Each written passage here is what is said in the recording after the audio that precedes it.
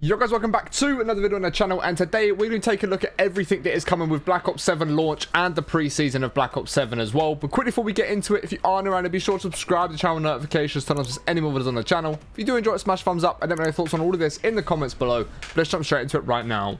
Okay guys, so on this blog we have got everything in terms of launch and, like I said, the pre-season as well. So we've got the multiplayer launch modes, we've got core and hardcore modes, we've got the alternate and additional modes, the launch maps and the pre-season maps, as well as the operators in Black Ops 7.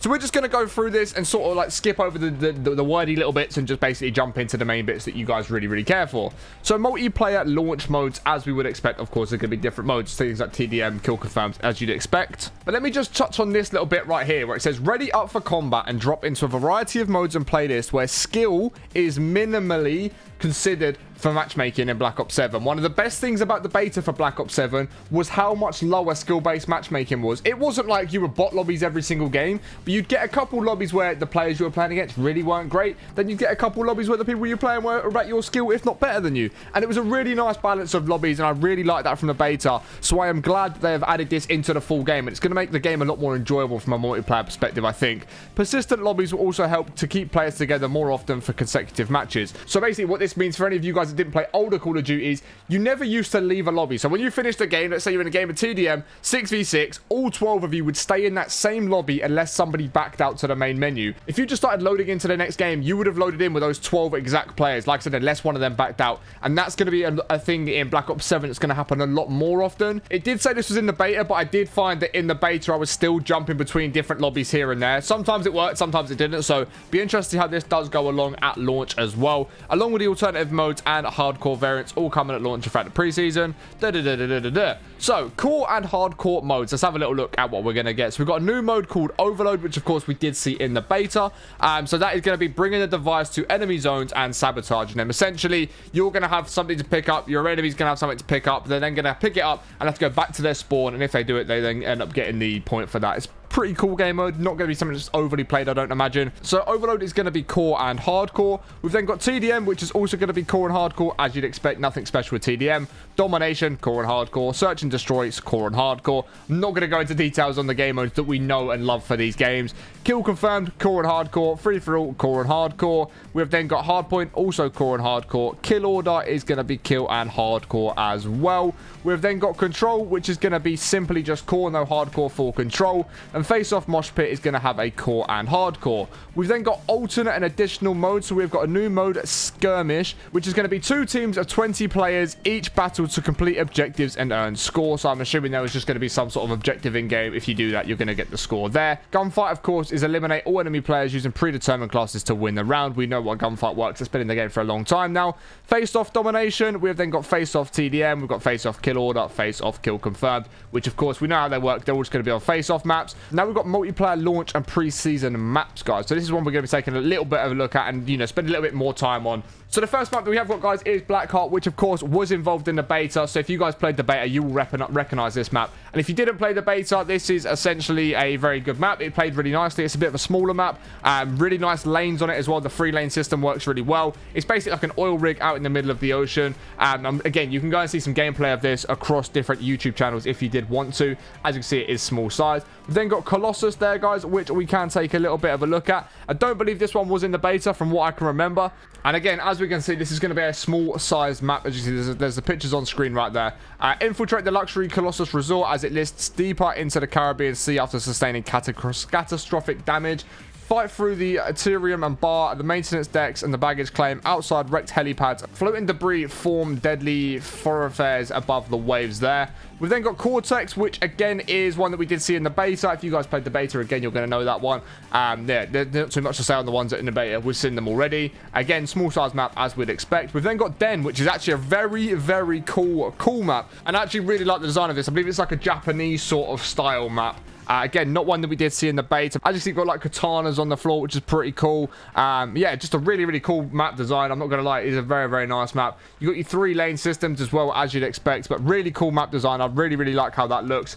High above the valley, a sprawling Japanese castle turned guild tech fortress dominates the landscape. Clash in the central courtyard, push through the dojo and conference room, or cross the damaged rooftops, linking the armory and garage. Agility and map control are your greatest allies here. We've then got exposure. Once again, another map that we did see in the beta, so I'm not going to spend too much time on that. You can literally go and watch gameplay of these maps that were in the beta. And next, guys, we have got Express. And of course, if you guys played Black Ops 2, what a map this used to be back in the day. So this train right here will go through the map. You will see it disappear. It will go out of one gate. It will loop around the map, but you won't be able to see it, but then it will come back. And if you stand in the way of it, it will crush you. That is how it's going to work. And Express was always a really fun map. I always really enjoyed Express. It made for a lot of fun gunfights up in this room here. It was a very good area to control, but then you could outplay your opponents by jumping on trains, jump spots and stuff like that. It was a really, really fun map.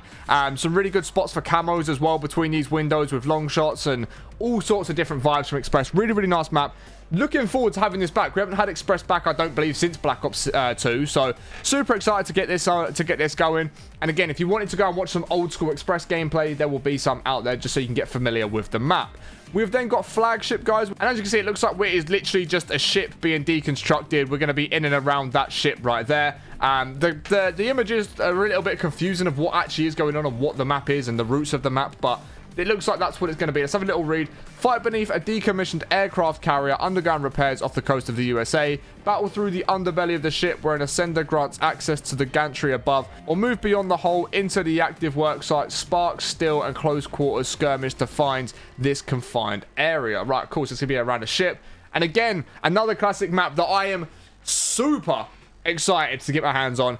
Hijacked. I used to love this map back in Black Ops 2. I used to absolutely love this map, like genuinely loved it. It was so fun. It's going to be interesting to see how it plays in terms of the wall jumps that we've now got. I'm going to be interested to see if you can sort of like jump up into these windows here where you never used to be able to. So it's going to be interesting to see if it does play differently to how it did in Black Ops 2. But if it plays the same as Black Ops 2, this is going to be a super fun map to get your hands on. Hijacked is such a good map. It's nice and small, nice and compact, a lot of action going on. Really, really fun map. Excited to get our hands on this.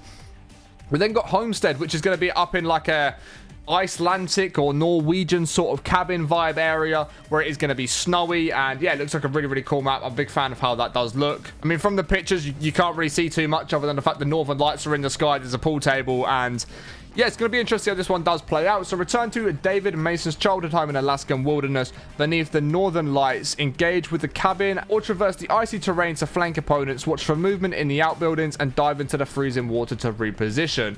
And then we have got Imprint, which is one that we played in the beta. Again, another one that we did play in the beta. Not going to go too much into that.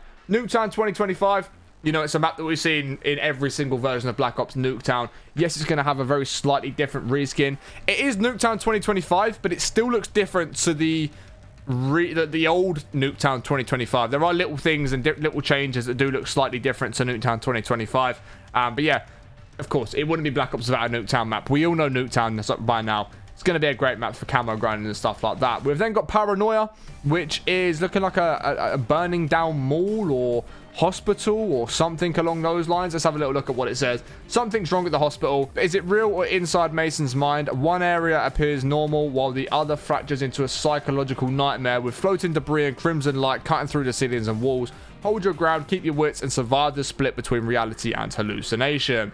Another returning map that we all know and love is going to be Raid. We've seen Raid in Black Ops 2, obviously. We then saw Raid in one of the recent Black Ops games. I can't remember if it was, I think it was Black Ops 6. And I can't remember what one it was. I can't remember if it was Cold War that we had it come back or if it was Black Ops 6. I believe it was Cold War that we had this one return. But yeah, Raid's a fun map. It always has been, always plays really nicely. You know, there's a reason that this map has got the love that it deserves because it's a very fun map. But again, I'm not going to go too much into detail. We have then got, which one was it? Retrieval there, guys, which looks like it's going to be set up in a snowy, cold area. Looks like you're sort of in an iceberg down the bottom here, which, yeah, we'll have a little look at the description. So it says, a guild stealth aircraft has crashed into the frozen Alaskan tundra, scattering wreckage across the snow, engaged through ice caverns, frozen streams, and jagged outcroppings. Use the crash site's underpass near its encrypted payload and discarded cargo areas to ambush advancing enemies amid the bitter cold. We've then got Scar there, guys, which looks like, it looks a little bit like it's based off of one of the maps that used to be in an old Black Ops game, but I don't think it actually is. But it looks like an old little western town or something along those lines, where it's sort of now burnt down, you know, things are on fire. It's all a little bit run down. So it says combat erupts in Silverbrook, a rugged Alaskan town blending frontier charm with heavy military presence. Battle insurgents through the general store, health clinic, old bear restaurant, or take elevated position from the motel balcony. The streets are old, but the warfare is cutting edge. We've then got the Forge there, guys, which again was another beta map. Played really nicely. Was a big fan of how this one did play. Toshin, which I believe again was another map that we did see in the beta, so we're not going to go too far into that, but again, a really cool map that we did see. So we've then got Mission Edge. Which looks really cool. I've actually really like how this map looks. It's going to be one of the bigger maps. It's going to be a skirmish 20v20 map. So I'm not going to go too much into it, because I'm sure people are more interested in the 6v6 maps than the 20v20. But there's some screenshots of it on screen, and you guys can pause it to read through the little description if you do want to. We've then got Tide, which again is going to be a 20v20 map, I believe. Yes, it is. So again, looks like a really cool. This almost looks like a little version of Rebirth Island from Warzone or something like that. But again, you can pause it if you do want to. And then finally, we have got the operators, guys, which we will just go through very slowly. And then you guys can just sort of pause it and have a little look at the operators if you do want to. So that one's going to be 50-50, will be unlocked immediately. We've then got Anderson unlocked immediately. Faulkner is going to be unlocked at player level 13. Again, if you want to read the bios, you can pause it. I'm not going to go through them all, otherwise this video is going to be really long. Grim is going to be unlocked at player level 7. And as you can see here, guys, we've also got the guild that the operator is going to be from. We've then got Harper unlocked via the Black Ops 7 Vault Edition. So if you don't have the Vault Edition, you are not going to get Harper. Harper is not going to be an option for you. There's no default skin for Harper. There may be a Harper skin added to a Battle Pass at some point down the line in one of the future seasons. But as of right now from launch, guys, the only way you can get Harper is unlocked via the Black Ops 7 Vault Edition. We've then got Gerardo there, who's going to be unlocked immediately. We've then got Kagan, who is going to be unlocked at player level 40. Karma is going to be again unlocked via the Black Ops 7 Vault Edition. So the same as Harper, are going to have a Vault Edition skin, but no other. Mason is going to be unlocked immediately. Razor is going to be unlocked at level 28. Reaper is going to be unlocked via the Black Ops 7 Vault Edition. Again, no base skin for him. Samuels will be unlocked immediately. Ted is again going to be unlocked via the Black Ops 7 Vault Edition. No base skin for him either. We've then got Vermark there, who's going to be unlocked at player 34. We've then got Wee Lin, who's going to be unlocked at level 19. Zaveri, who's going to be unlocked immediately. And then we do have the Zombies dedicated crew. We've got Dempsey, who will be unlocked immediately. Nikolai, who will be unlocked immediately. Richtofen, who will be unlocked immediately. And we do have Takeo there, who's also going to be unlocked immediately. Carver, unlocked immediately. Gray, unlocked immediately. Maya, unlocked immediately. Weaver, unlocked immediately. So that is everything coming at the launch and in the preseason of Black Ops 7, guys. If you have enjoyed today's video, please be sure to smash thumbs up. Let me know what you're most excited for, whether it's a map, whether it's an operator, but let me know whatever you are most excited for in the comments below. Make sure you are subscribed and notifications turned on, because when this game goes live, I'll be dropping the best guides on how to unlock things, how to complete things, everything like that. Super fast. So make sure you are subscribed and notifications turned on. Leave a like if you did enjoy it, and I'll catch you in the next one in a bit. Peace.